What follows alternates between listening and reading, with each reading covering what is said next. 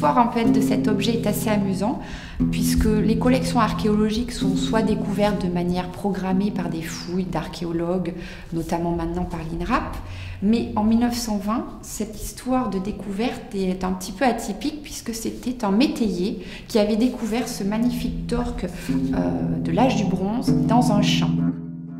Ce bijou était porté surtout par des très jeunes femmes, parce qu'il fallait d'abord évidemment avoir un petit coup.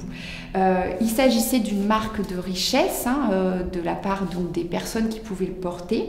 Donc on imagine très bien une jeune aristocrate locale qui le portait lors de fêtes.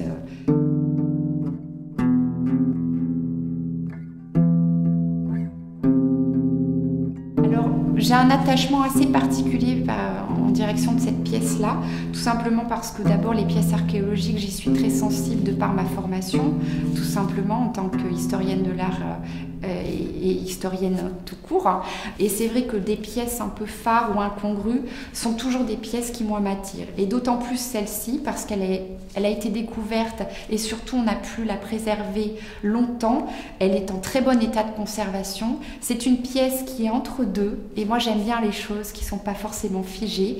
On le voit d'abord de point de vue de sa facture et c'est une pièce qui a été vraiment en termes de finition très bien travaillée, qui a pu donc traverser toutes ces périodes historiques et arriver jusqu'à nos jours.